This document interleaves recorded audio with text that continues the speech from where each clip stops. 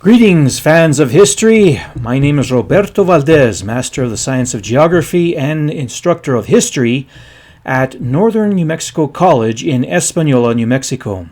I'm here to talk to you about a period of New Mexico history called Pueblo III. It stretched from AD 1150 to 1350.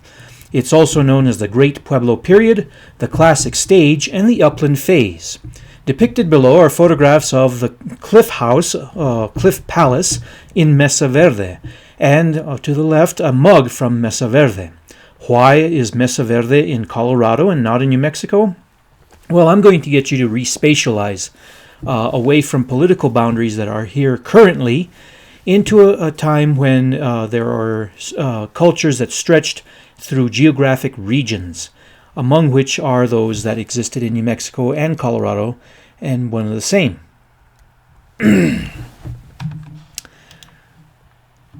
First, the respatialization. Current political boundaries, as you can see, are inconsistent with the way that the cultures of the ancient times were situated. The Mogollon culture presently occupies the southwest of the state of New Mexico, the southeast of Arizona, the north of both Sonora and Chihuahua, Mexico, the states of northern Mexico, and the Hohokam occupies an area that is centered around the area of Phoenix along the Rio Gila, as well as other mountain ranges and river systems. The Anasazi occupy what we now call the Four Corners. The Four Corners being the states of Colorado, the state of Utah, the state of Arizona, and the state of New Mexico, where they all share a common boundary. Let's define Anasazi. Anasazi is the name archaeologists gave a cultural group of people living in ancient time that developed imposing Pueblo architecture, distinctive pottery, and a trade network at places such as Chaco Canyon, Mesa Verde, Hovenweep, and the Pajarito Plateau in the north-central state of New Mexico, among which is the Cañón de los Frijoles in present-day Bandelier National Monument. Archaeologists obtained the name from the Navajo, originally from the Navajo word Anasazi, as I was told it was pronounced, Anasazi, which meant ancient strangers. The Navajo are latecomers into the region. They came into an area that was occupied by the Kayenta division of the Anasazi people. And seeing evidence of former occupation in various places throughout the region that they entered into and occupied, they said that these structures were built by ancient strangers, ancient enemies, the Anasazi. The connection with today's Pueblo communities is a little ambiguous before the year 1200. So, mind you, the people that we are discussing, many of them could have died off in war, famine, and other difficulties of the time. And we will go into that later. First, let's look at the regions. The regions of the Anasazi culture we're going to focus on in particular. The Anasazi are a general culture stretching from the Rio Grande all the way to St. George, Utah, but can be divided into subregions because of geography does dictate one's culture and variations of it. The northern San Juan occupy what is Hovenweep, which is the Utah and Colorado border, and Mesa Verde in the Montezuma Valley. Chaco culture occupies the San Juan Basin, and the southern end of the San Juan Basin, Cibola, a chain of mountains such as the Sierra de Zuni, are occupied by an Anasazi culture there. Kayenta, where the Navajo live today, was a Anasazi culture that is embraced by certain national monuments today that you can visit, such as Cañón de Che and Navajo National Monument. The Rio Grande maintains a living cultures of Pueblo people to this day, but they were also occupying areas way back during this time period. Peace and violence. Notice that the year 1140, I have mentioned it before, this is the collapse of the Chaco cultures. But during this time, we also see a drought come into the region and cause crop failure and social stresses and violence spikes during the years 1140 to 1180. The climate then improves, and we see the development of these large towns in upland areas, upland places, such as the one depicted in the photograph. That's Cliff Palace in the upland area of Mesa Verde. There's a sudden collapse of these cultures in Mesa Verde, and people exit en masse in the year 1299, and the Rio Grande Pueblos are believed to have received a lot of refugees from this place. Now, mind you, the kivas were ceremonial underground chambers that were occupied by people, families, clans, and so forth. But we see fewer and fewer individual kivas and more great kivas, community kivas. So kivas are growing larger and trade is increasing. Let's look at some of the cultural aspects of Pueblo 3. Depicted above is the Santa Fe black on white, so named because of black paint on a white background, really a gray background. The Santa Fe black on white was typical of Rio Grande cultures around the area of Santa Fe and Galisteo Basin, New Mexico. To the upper right, you see the McElmo black on white. And the McElmo black on white was a culture just north of Mesa Verde, related and probably one and the same as the Mesa Verde, but living in the Montezuma Valley. I'm told that McElmo, whose name exists in many place names in the Montezuma Valley near Cortez, Colorado, was from a homesteader. And so archaeologists borrowed the name and applied it to artifacts of the Mesa Verde people living in that region. The lower photograph is that of the Chaco black on white. The Chaco black on white, you'll notice that its duration is from 1100 to 1150. The 1150 is when we see the decline and disappearance of the Chaco culture, the sudden disappearance of that culture. But we see that these samples are all found in the state of New Mexico, and this further typology about pottery types can be found at the ceramics.nmarchaeology.org website depicted on this screen. Now let's look at the cliff dwellings of Mesa Verde. Cliff dwellings were built in alcoves. Alcoves form because of the peculiar terrain of Mesa Verde itself, which is Mancos shell. Mancos shale is relatively soft, and it is capped by harder sandstone. The mesa receives rainwater and it forms into these aquifers of groundwater that slowly make their way through the rock and emerge in certain places, especially where two different rocks meet. Here we see the evaporation of the water. They're alkali, which is made up of things like baking soda, natural baking sodas, and magnesium. Being water soluble, is carried through with the water and then emerges from the sandstone. And when the water evaporates away, it leaves this white incrustation that can be seen on the back of the alcove, especially on the photograph here on the right. Whoops. Right here. The rock exfoliates due to the moisture emerging from this place, freezing and thawing, causing the rock to break off and crumble.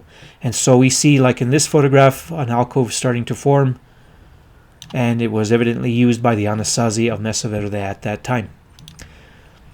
The alcoves form excellent places by which to construct buildings that are highly defensible and have a slow, steady, but quiet spring at the very back in the alcove. Not all of them do, however, but some do. And as a consequence, you have a water source built into your cliff dwelling. In areas that were dry, these were reserved for such uses as raising turkeys. Let's look at inaccessible house in Mesa Verde. The corn cribs are for storage of corn, which were ferried up to the top by climbers and stored in pots in these little rooms on the ledges of the canyon walls. Dioramas that can be seen at the Chapan Mesa Museum include this one of Pueblo 3 that shows what life could have looked like during a summertime in a cliff dwelling. We see the doorways are T-shaped. The T-shaped doorways are quite distinctive and are found in areas as far away as northern Mexico. On a visit to Mesa Verde, the photograph on the top can be seen when you park on a certain space and go over to an overlook and peer over to Square Tower House, a 4-story square tower built as part of a larger Pueblo complex in an alcove.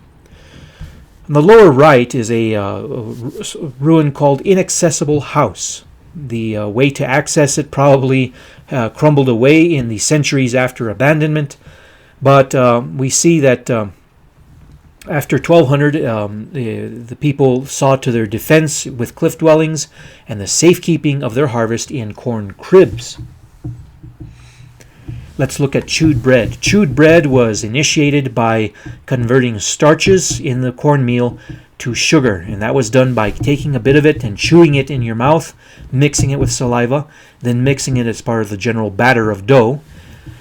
A hole was dug, it was lined with corn husks, the batter was poured in, it was covered with corn husks, then a fire built on top, and you cook or bake, shall we say, bread in the ground, and what you get is a heavy, sweet bread.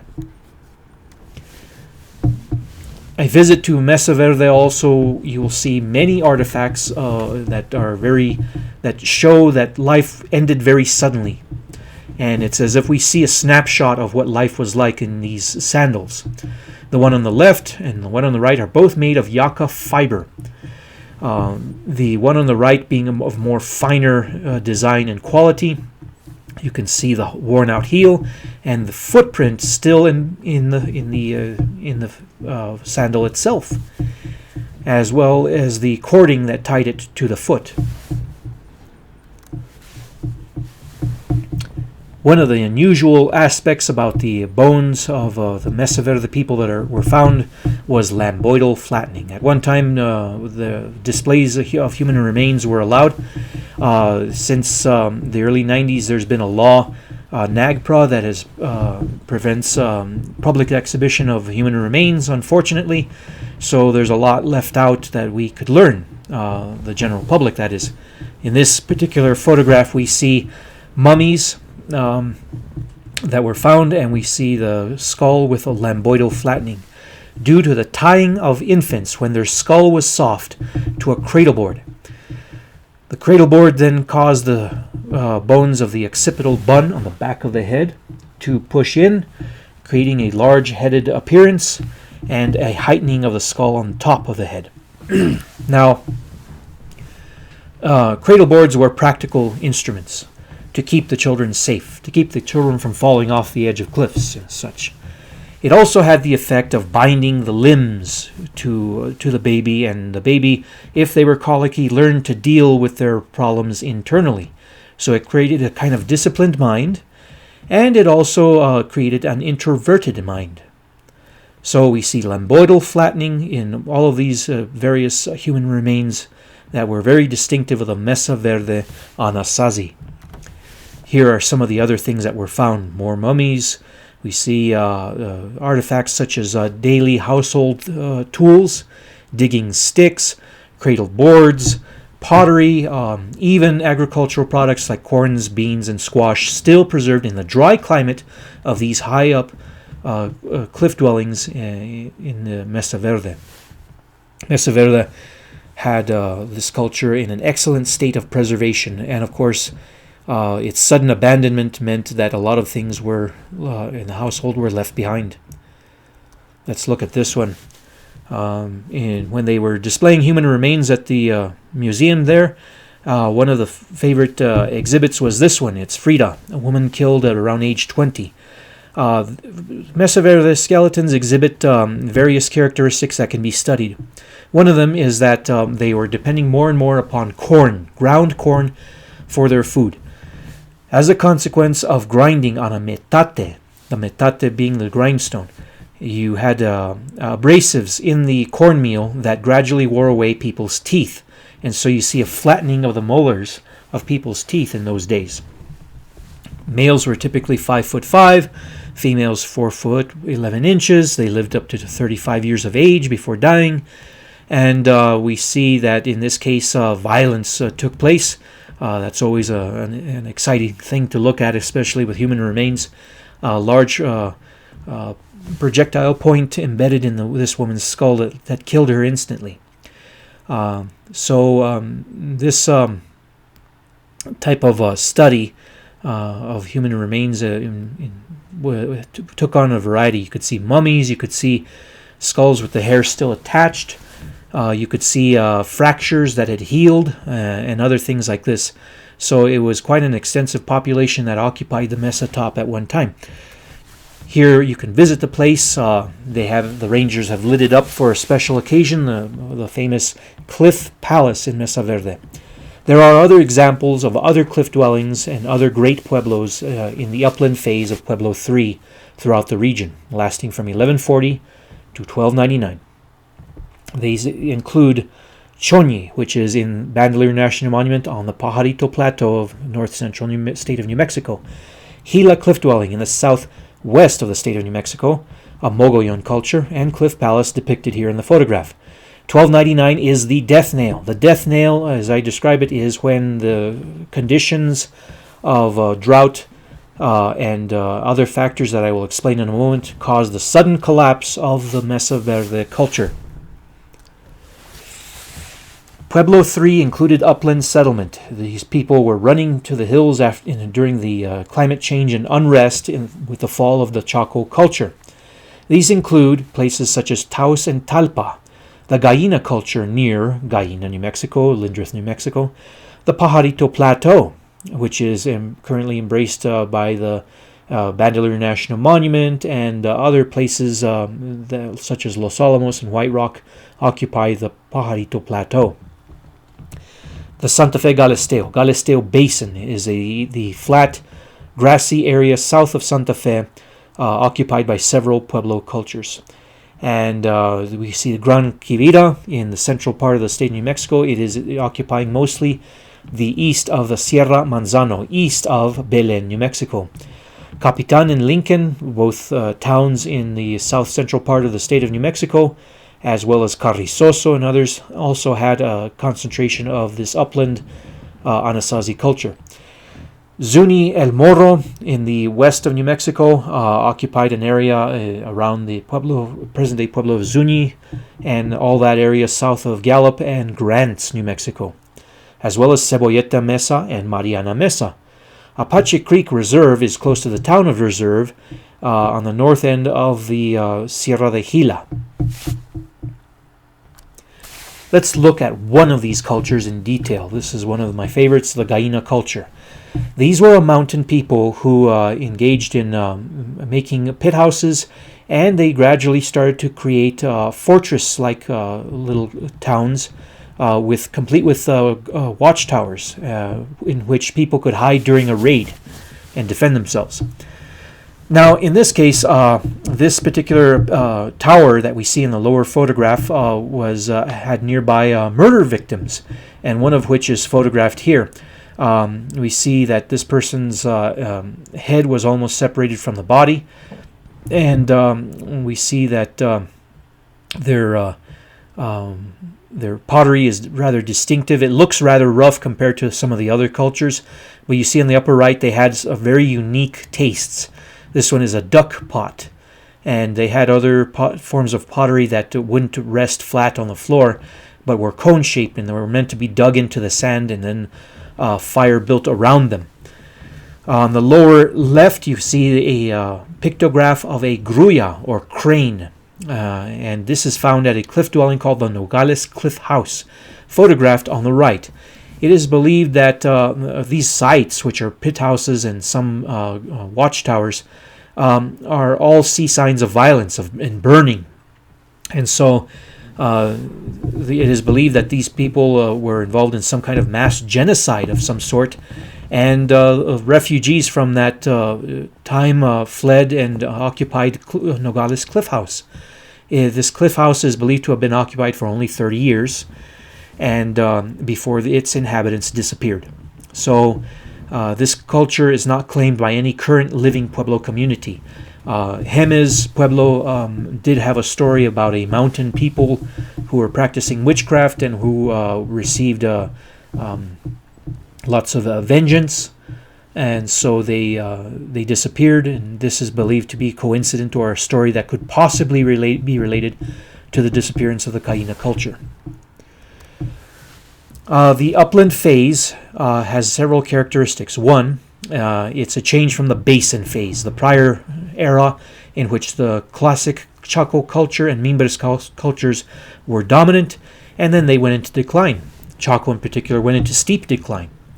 Populations went to live in pit houses in upper areas, including forming campsites, 4,000 of which had been found, and they show artifact scatters as if they were temporary food camps, but these gradually develop into pit house villages and then transition into above-ground masonry buildings during 1150 and 1260. And so prior to 1200, we see an ambiguation of connecting today's Pueblo communities with these ancient people. The upland areas receive more precipitation, typically, and they have pine trees, as well as piñón. And that's one of the characteristics of the upland phase, is that the people are moving during a time of drought, to where the precipitation is better, and abandoning some of their agricultural practices and supplementing their food with more hunting and more gathering of wild plants and roots. Let's divide up the subregions of the Anasazi culture again. So you see Virgin Cayenta, Northern San Juan, Chaco, Cibola, and the Rio Grande. Let's cover a little bit about dendrochronology. In dendrochronology, what they do is, in this case, we have an old house, let's say, with roof beams. Let's say it's a homesteader's house. Roof beams can be obtained, and you can obtain this cross-section of the beam that has growth rings on it. The growth rings will reflect dry years and years of plenty of rain. Widening, such as here, plenty of rain. Growth rings that are narrow mean drought. These can be matched up to a tree that is dead, but more recent, here and here. And you can see we're making a time scale to a living tree, probably a seedling in the 1890s, and still living in 1941. So all of these constructed together form a timeline of climate that can be studied. And so dendrochronology was very crucial in finding out why Mesa Verde was abandoned, as well as many other cultures throughout the Southwest. Let's look at the time scale as we see it. Notice, and I'm going to point it out now with my pen here, the year 1140 and afterwards, we see a dry period, a drought. And then we see another one at the year 1276 to 1299, around that time period. But in between was a time of plenty, and this is the upland period that we are discussing right now. Droughts, times of plenty, can be found out through a study of things such as ice cores and dendrochronology.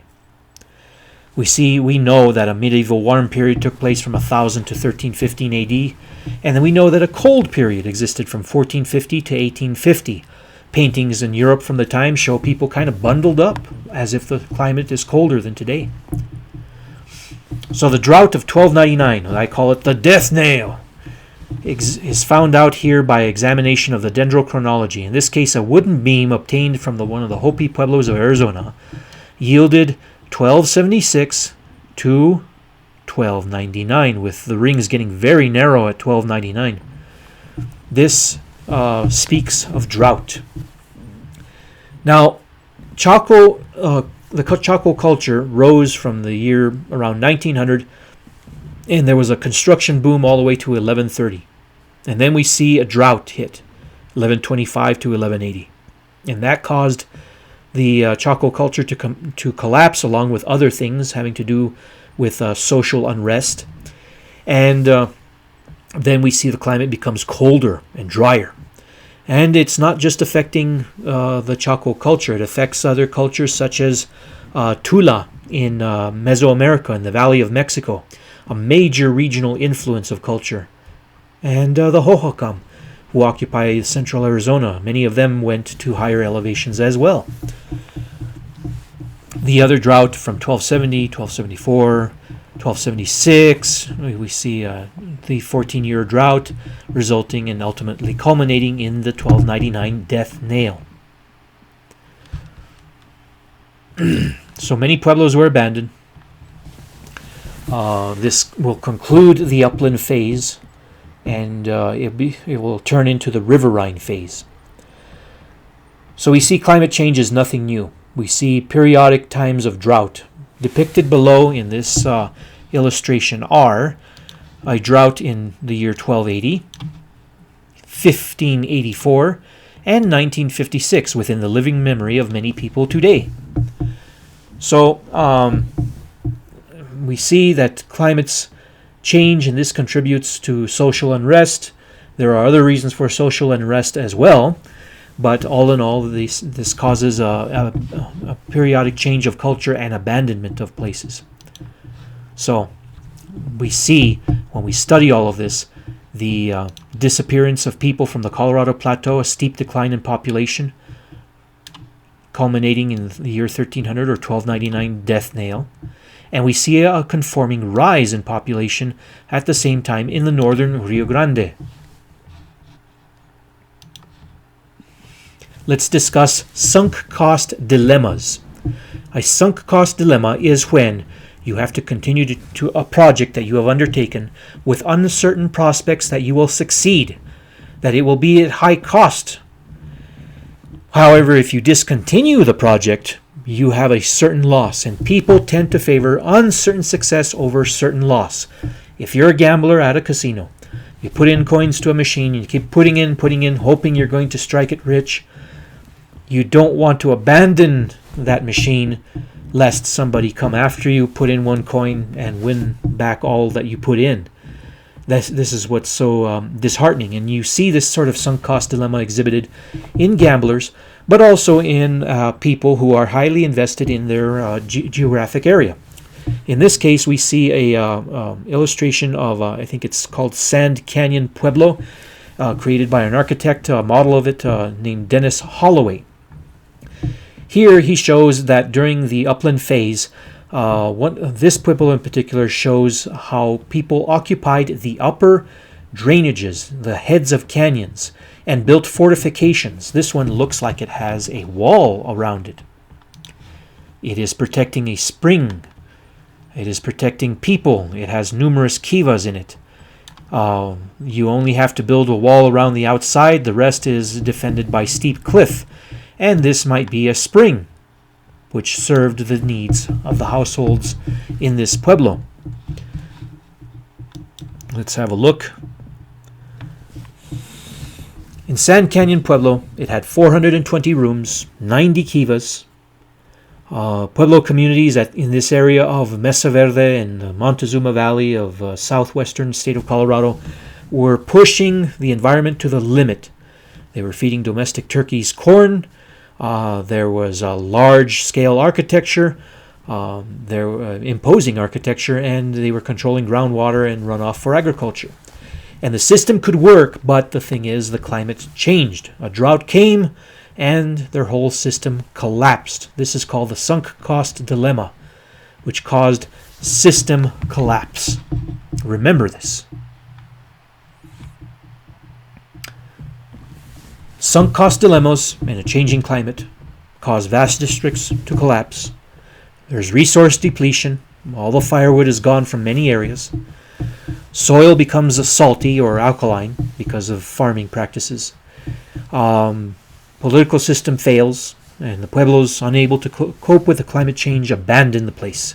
They just walk away. Now the thing is, mistakes are going to be made. Mistakes will be made, new pueblos will be established, and those will be abandoned in turn.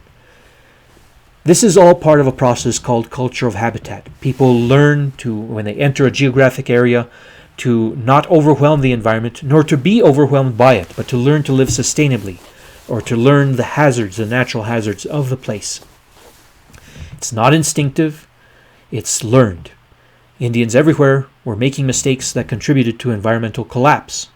However, taking lessons and learning, they began to adapt and change some of their ways. One way was to build a pueblo at a site when the place got intolerable for various reasons, either disease epidemics, bad soil, or the soil turned poor, the crops turned poor.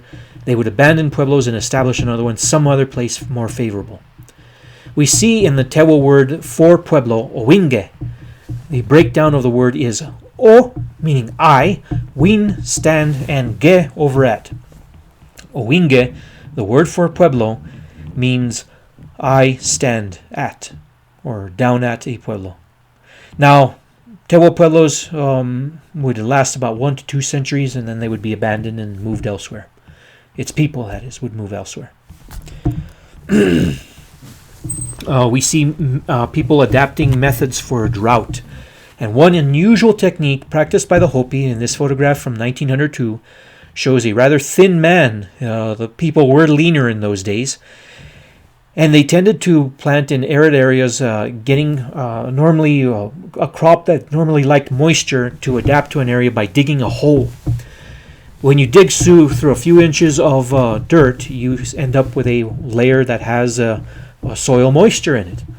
So you can plant seeds in it, and you plant them in a bunch, and they grow in a bunch and sort of hold in the moisture and avail themselves of soil moisture that is inherent in soils in the desert.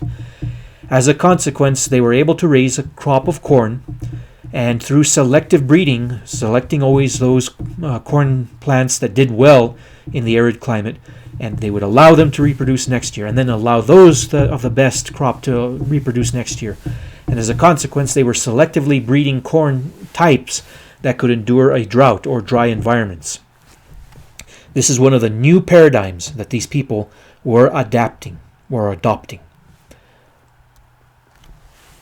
Let me tell you a little bit about the Kayenta Anasazi. This is a Kit Sil, an abandoned pueblo in an alcove, today managed by the federal government, the U.S. government, as Navajo National Monument.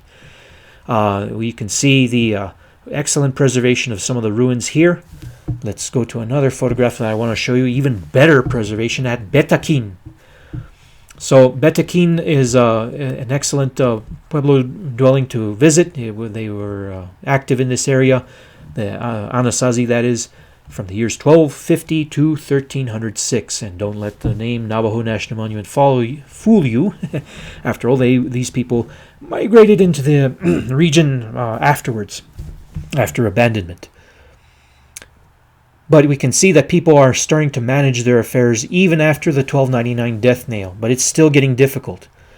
It goes up to 1350 in some places, like the Hovenweep culture, which is straddling the present-day boundary between Utah and Colorado. It's northwest of Cortez, and you can see many village communities built like little castles. They were called that by early explorers and homesteaders. Some of them are 3-story towers. They have some of them have peculiar astronomic observatories in them. That is to mark the summer solstice and winter solstice, so that they could manage their agricultural practices. 2,500 people lived here. There was a building boom that lasted from 1230 to 1275, and it's 1276 that we see a drought, and we see people enduring in this place as best as they could until finally there's an abandonment by 1350. So they experienced also a sunk cost dilemma, and they held on stubbornly until collapse. Their culture collapsed, and they had to move out. This map, on the left, shows the exodus of people from the Mesa Verde region to the Pueblo communities of Arizona and New Mexico. We can see bounded on the south by the Rio San Juan, bounded on the west by the Rio Colorado, and bounded on the north by the Rio Dolores. Exiting the area, we see possibility that these people ended up in different Pueblo communities that are presently occupied, such as the Hopi Mesas, the communities of Zuni, those of the Queres people, that's their language group anyway, Queres, the northern Rio Grande, and so forth. The Kayenta region was abandoned, and its people migrated out during the years of 1275 to 1325. And as they went southward, they went to the headwaters of the Little Colorado River, the headwaters of the Gila, the headwaters of the Salt River, and these people may have ended up in the lower Rio San Pedro here, as well as Zuni after further exodus here and here to the Rio Grande. This right here is the Rio Grande del Norte, and this is the area where we have Zuni Pueblo today. The Rio Grande Anasazi occupied an area, in part the Galisteo Basin, along the river of the Rio Grande, and the Pajarito Plateau. Its higher elevation, it enjoys the upper part of the upper Sonoran life zone, pine trees, pinon, and so forth. Initial settlement occurred at around the year 1100, but building begins in earnest in the year 1300, and we see construction boom from 1383 to 1486. This area being occupied with inflow and exodus of populations for various reasons such as climate change or strife, finally abandoned the place, it is believed, in the year 1580. You can see these cliff dwellings built on the side of walls of the canyon. The rock is pumice, it floats on water. Pumice originates from the large volcano that it is built on, the Sierra de los Valles. Cliff dwellings can be seen here at this cliff dwellings of Cañón de los Frijoles and Bandelier National Monument. Let's look at below these cliff dwellings. You can see a pueblo out in the open, circular in shape. Chunyi, believed to have originated from the Cochiti Queres language. The language has it meaning perhaps meeting place or place of treaty. The Tewa have a different name for it that I found in some old records. It was Puhuigi Onwekai. Pu, meaning root. Hui, to scrape, like in the word huigi, to comb. Owing is Pueblo, and Kei, old thing. So that means Pueblo ruin. Bottom scraped over at Pueblo old. If you try to translate it directly, it's bottom scraped over Pueblo ruin. Let's look at the Hohokam culture. This culture occupied an area in today's Arizona. There is a place called Casa Grande. Casa Grande, it was occupied by the Hohokam. It's here preserved by a modern roof. It was made by mud, slapped together and with water, and then dried. And of course, the desert conditions keep it preserved, and kept it preserved well into the 19th century when travelers saw this ruin. The time period lasted from AD 1 to 1450, when these people suddenly vanished. The remnants of these people are still there, however, maybe reconstituted into a different culture. The Maricopas of the Phoenix area. Let's look at the Phoenix area. This is the Salt River. We can see in this particular illustration that the grid pattern of a U.S. government survey, but also a lot of these canals were mapped out. Here is the city of Phoenix right here. It's just a small town at the time. And we can see different places like Los Muertos, Casa de Loma, another plaza here, the Tempe, Arizona. I think it's marked here.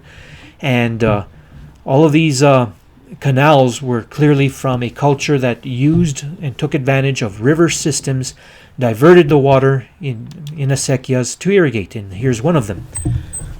We can see in this particular illustration an unusual trough in the desert floor. The prominent type of plant life that is growing here is called creosote bush, also known as hediondillo. It is a type of bush that is oily, so sometimes travelers called it greasewood. You could use it to stuff into the hubs of the wagons and grease their hubs.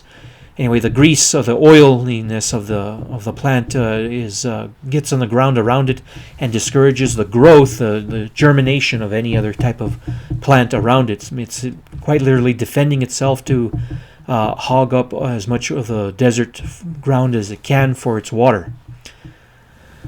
Let's look at the Hohokam Sinagua, AD 700 to the year 1450. These people are believed to have been a fusion of people that lived in the place that the Spanish would later name beyond the Colorado River. I'll point it out on the map here. It was called the Sierra Sin Agua. Sierra Sin Agua. That means mountains without water. And they were occupied in ancient time by a mysterious people, who, together with the Hohokam, formed a culture that occupied Montezuma Castle, which is shown here on the right. It's a cliff dwelling quite a distance north of Phoenix, and Tuzikut. They occupy areas that are higher in elevation and therefore have greater precipitation. They're still rather an arid climate, but they have a long growing season. Not as long as Phoenix, though, but nevertheless, it's quite impressive to see these ruins out in this area. You have to remember at this time, later on in New Mexico history, this is part of New Mexico. That's just why I'm dealing with it in this particular series. Now, the Mogollon culture occupied the south of New Mexico, the north of Chihuahua, and some of Sonora, and we see some of the ruins that exist in this place. The famous Gila Cliff dwellings north of Silver City, New Mexico, is one example. We see the residents in mountains favored. These people had an unknown origin. They believed to be from the ancient Cochise culture, who were hunter-gatherers in the region, and later grew in numbers and developed rather elaborate cultures of pueblos and farming the land. They have no known descendants, though some suspect that they could be in the gene pool of certain tribes of Indians living today. That's difficult to prove so far. Now, let's look at the Mogollon culture in particular. When they would bury pottery with a dead loved one, such as seen here, and they drill a hole in it to kill it, so that it joins them in the afterlife. That's the belief system they think is happening here with these holes in the pottery. The Mogollon culture loved to use human effigies and animal effigies. That's what distinguishes them from the other cultures to the north of them, such as the Anasazi, who virtually did not use very much animal effigies. Not as much, at least, as the Mogollon, and definitely not much in the way of human effigies. When we look at, in particular, at the cultures of the Mogollon, we see the Mimbres Mogollon. They are occupying an area of Silver City and Deming, New Mexico, right here. And their showcase Pueblo is this one, the Gila Cliff Dwellings. Their cultural pattern disappears by 1450, and they engaged in trade, peaceful trade with their neighbors all around them, including with those to the south in Mexico. Let's look at 40 Casas in Chihuahua. If you want to know what it was like to visit a national park back in the old days in the United States, you can go to Mexico and you can get that more intimate feel of what it's like to visit ancient Indian cliff dwellings. They have, in this case, ruins that feature the door I pointed out earlier in Mesa Verde, the T-shaped doors. These particular ones were occupied from the year, they think, around 600 to 1350 until final abandonment in 1350. So we have names like Cueva del Puente, which is the cave of the bridge, Cueva de la Serpiente, cave of the serpent, Nido del Águila, that is the nest of the eagle, and Cueva Grande, large cave. These are also part of the Mogollon culture. There was no U.S.-Mexican border in those days. Let's look at Paquimé. Oh dear, the same kind of door. What is going on here? A good idea catches on. The other possibility is that people from Chaco Culture fled southward and established Paquimé. Notice the year in which it is occupied. The year 1130 to 1450. When was Chaco Canyon abandoned? Well, it went into steep decline 1140 to 1150. So could this be a coincidence? We don't know. Their pottery was sophisticated. It showed some influence from the south. They use human forms, showing greater cultural sophistication. We have also the appearance of these. These are thought to be pens for the raising of macaws. So macaws were important because they're part of the religion. They have multicolored feathers, reds, blues, yellows, and these are used as part of directions. The religion involved cardinal directions, each with a cardinal color. We see these buildings are built of adobe, or poured mud, just slopped together and then preserved in the desert climate. We see also that this pueblo is located at the 107th meridian, just like that of Chaco Canyon. In other words, it is dead south of Chaco Canyon.